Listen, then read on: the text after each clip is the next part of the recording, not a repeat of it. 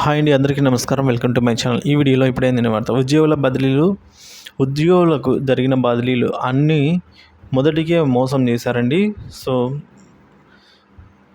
So ఉద్యోగుల బదిలీ గురించిన తాజా సమాచారం అయితే ఈ వీడియోలో ఉంది. వీడియోని ఎక్కడ కానీ స్కిప్ చేయకుండా ఎండ్ వరకు చూడండి, అప్పుడే పూర్తి ఇన్ఫర్మేషన్ అర్థమవుతుంది. వీడియో ఒక లైక్ చేయండి ఫ్రెండ్స్. వీడియోలోకి అయితే వెళ్ళిపోదాము. ఫ్రెండ్స్, విషయానికి వచ్చినట్లయితే బదిలీలు బద్నాం చేశారు. రాష్ట్ర ఉద్యోగుల సాధారణ బదిలీల్లో తీవ్ర గందరగోళం. కొత్త జోనల్ విధానం వచ్చాక పూర్తి స్థాయిలో చేపట్టిన తొలి ట్రాన్స్ఫర్లు 40% మించొద్దనే నిబంధనతో చిక్కు.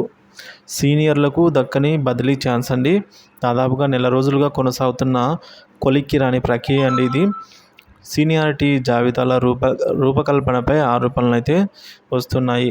ఆందోళనకు కారణమవుతున్న జీహెచ్ఎంసీ పరిధి నిర్ధారణ, ఫోకల్ నుంచి నాన్ ఫోకల్కు బదిలీ చేయాలన్న నిబంధన గాలికి వదిలేశారంటున్నారు. గురుకుల విద్యా సంస్థల్లో ఉద్యోగుల జోన్లు తారుమారు అయితే చేసేశారంటున్నారు. వైద్య ఆరోగ్య శాఖల్లో సీనియర్లు ఇక నారాజ్. కీలక అధికారుల మార్పులు మారుమూల ప్రాంతాలకైతే వేశారు కీలక అధికారులు అయితే అంటున్నారు. సో మొత్తానికైతే రాష్ట్రంలో నూతన జోనల్ విధానం అమల్లోకి వచ్చాక తొలిసారి తలపెట్టిన ఉద్యోగుల సాధారణ బదిలీ ప్రక్రియ అనేది ప్రశంసనీయంగా మారిందండి. సో సీనియారిటీ జాబితాల రూపకల్పన మొదలు గరిష్టంగా 40% సిబ్బంది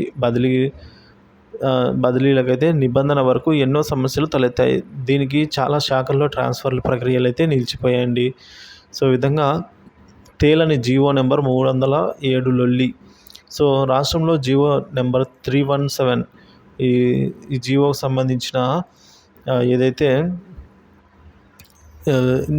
ఈ ఉద్యోగుల కేటాయింపుపై పెద్ద ఎత్తున అయితే అభ్యంతరాలు అయితే వచ్చాయండి.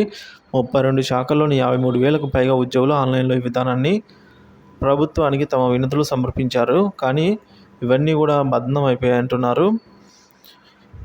సో జీవో నెంబర్ 317 సమస్య పరిష్కారానికి ప్రభుత్వం వ్యతిరేకంగా ఏర్పాటు చేసిన మంత్రివర్గ సంఘం ఈ సమస్యల వివరాలను అయితే ఈ మేరకు బద్నాం అయితే చేసిందని చెప్తున్నారు ఫ్రెండ్స్. సో మొత్తానికైతే 40% నిబంధనతో చిక్కు అయితే ఎదురైందని చెప్తున్నారండి. సో ఈ 40%కి మించొద్దు అనేది పెద్ద చిక్కు సమస్య అని అయితే చెప్తూ ఉన్నారు. మొత్తానికైతే బదిలీలు బద్నాం అయితే అయ్యాయి.